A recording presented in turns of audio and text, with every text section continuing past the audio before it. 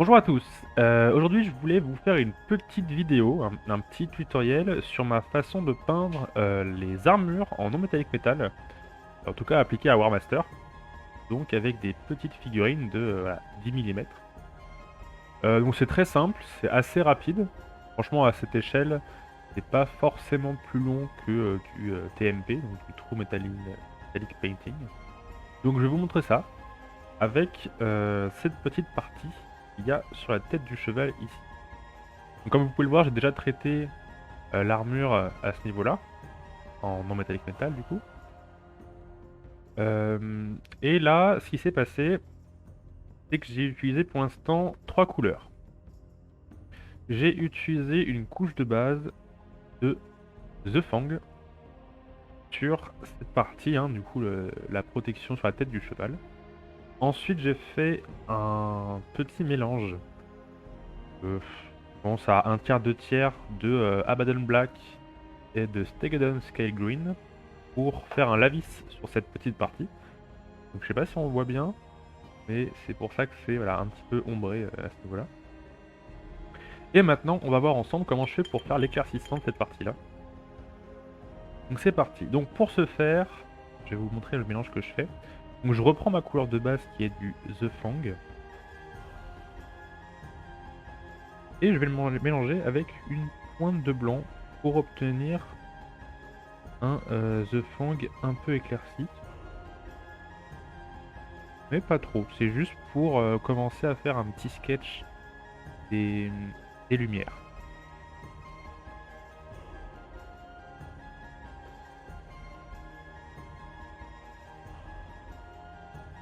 Donc c'est parti. Donc là vous voyez qu'il y a un petit logo de fleur de lys, donc on va commencer par ça.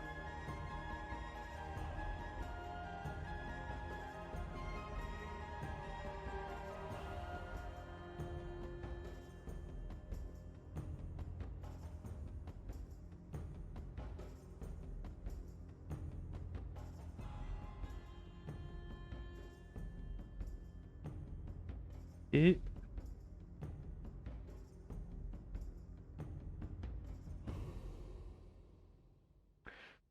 ensuite au-dessus du symbole là.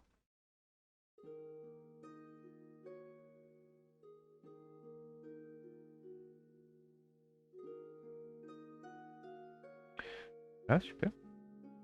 Ensuite je reprends ma couleur donc qui était ici, j'ajoute du blanc. Donc cette fois-ci, à cette étape, c'est vraiment une sorte de blanc teinté avec mon gris bleuté. Donc c'est une couleur assez claire, hein. Et là, c'est là où je vais commencer à trancher un peu et à augmenter mon contraste. C'est une étape qui nécessite d'être assez minutieux, surtout à cette échelle. Et on va vraiment venir faire des petits détails. Faut pas trop en mettre, sinon on va perdre en fait les couleurs qu'on a placées juste avant. Oui, là j'ai déjà fait une bêtise.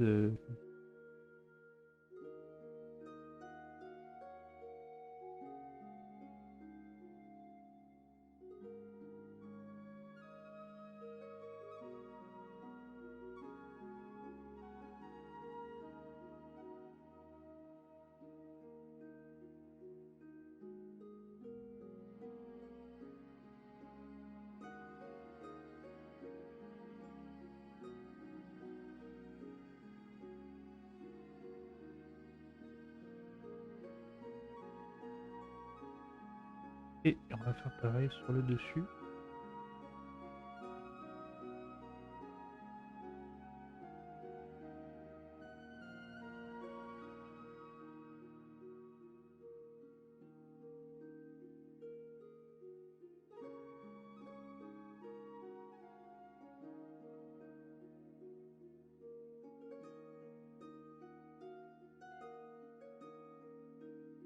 Très bien. Et maintenant, on va prendre du blanc pur.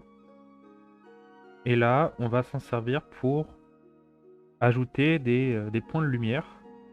Donc c'est vraiment soit des points, soit des fines lignes. Faut vraiment pas trop en mettre pour avoir cet effet un peu métallique. C'est vraiment des points pour contraster fortement avec le reste des couleurs.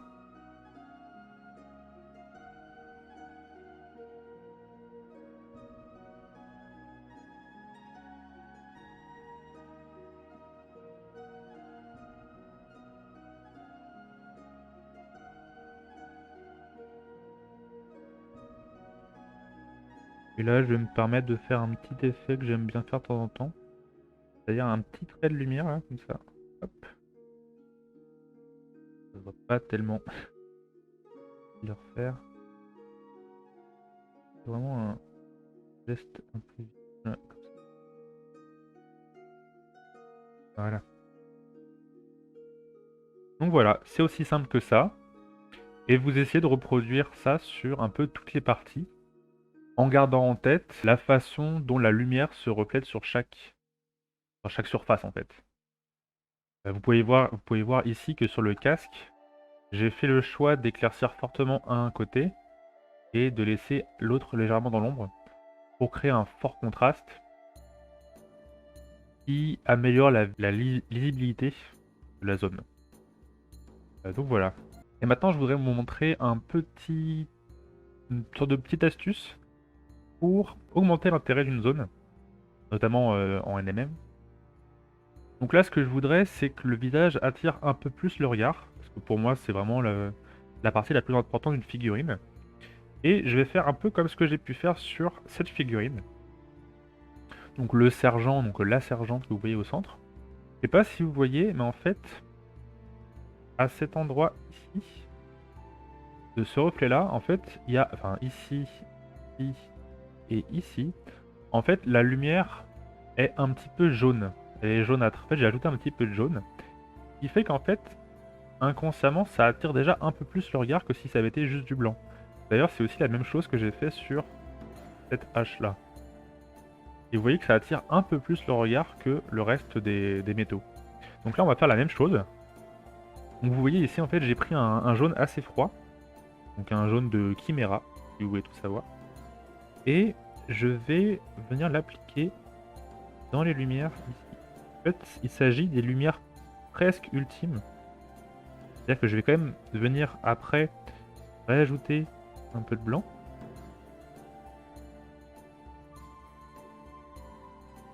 Et puisque je veux entourer le visage, je vais en mettre aussi. Voilà. Et donc, maintenant que le jaune est ajouté, j'ajoute du blanc.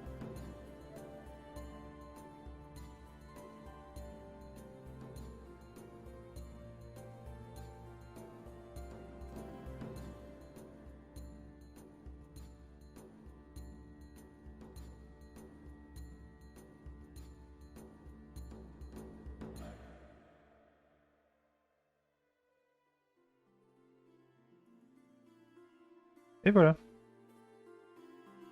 C'est assez peu visible sur celle-ci parce qu'il y a quand même beaucoup de jaune autour. Mais dans l'idée, voilà, ça attire déjà un peu plus le regard. Et vous pouvez voir d'ailleurs que sur l'épée, c'est également ce que j'ai fait. Voilà. Voilà, c'était très simple, donc j'espère que ce tuto vous aura plu. Et je vous dis à une prochaine. Salut!